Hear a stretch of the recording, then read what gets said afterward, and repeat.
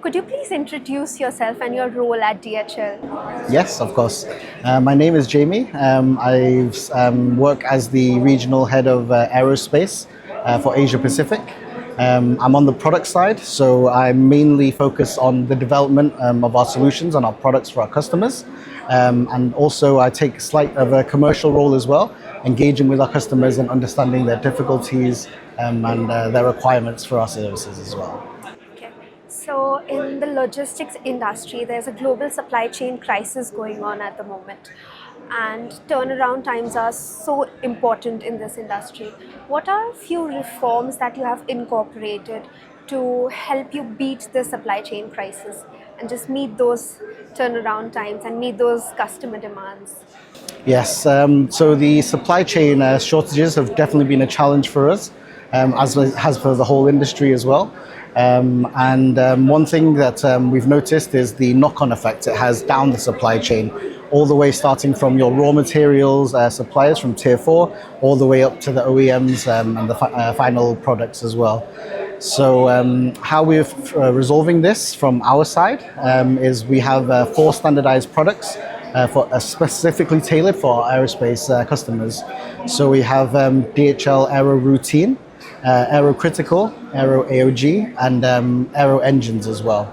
So routine and critical are the more standard end of supply chain work stoppage shipments. We have our partner DHL Same Day that do our Aero AOGs. So moving things across the world, even onboard carries as well to speed up the shipping process. And also for our aero engines, we have multiple service levels depending on the induction date of the engine. We've definitely noticed the supply chain shortages coming in.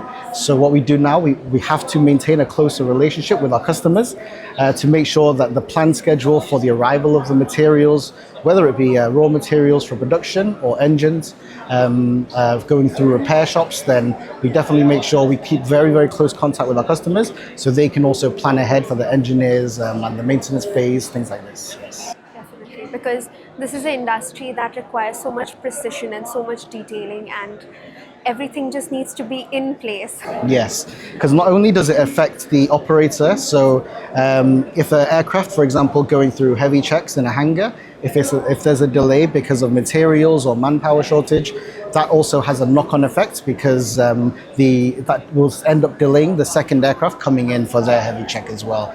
So there's very, very tight turnaround times for these MROs and also production companies to make sure they finish on time to meet their KPIs. Yeah. So what does DHL's presence look like in the Asia Pacific region? So in DHL, we have in Asia Pacific, we have very, very strong presence. So we're working across all of the countries in Asia. We have a very, very strong aerospace network as well. So we have a global head of aerospace, and then below him we have myself and 3 other counterparts who look after the Americas, the Middle East, and also Europe as well. So the 4 of us have a lot of meetings to ensure, because of our industry, everything is going from A to B. We want to make sure that the teams across the regions are fully aligned. And then from my level, we also go down into the countries, make sure everyone on the country is aligned. So the service that you receive from DHL, whether it be in Europe or in the Americas or in Asia, the service should all be completely the same through our aerospace specialists. So AI has been advancing quite rapidly over the past 2 years, and so has digitalization. So how do you incorporate digitalization into the logistics side of things? So as I was explaining before, we must keep a very, very close relationship with our customers and ensure they know exactly the schedules and the arrival times of their products. And what we do from that standpoint with AI and innovation as well, we have our standard platform, MyDHLi.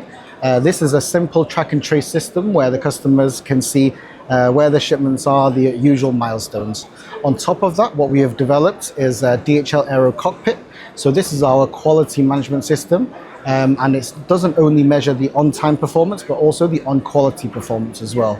So anything that the customer is not happy with, we can engage through this platform. They can also click on direct shipments with their part numbers, serial numbers, or the houseway bill, and specify that this shipment they were not happy with the performance, and then that will trigger something on our side internally, where our quality team will then need to step in and review what went wrong with the shipment, and then they have 15 days to come up with the corrective action plans, and then review that, send it back to the customer.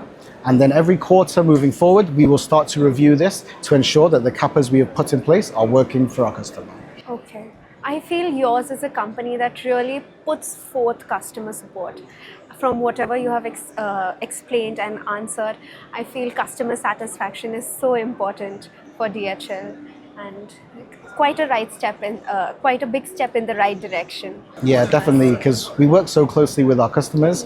We need it's more of a dialogue instead of just a one-way discussion. It's more of a dialogue we have with them, always maintaining our closeness.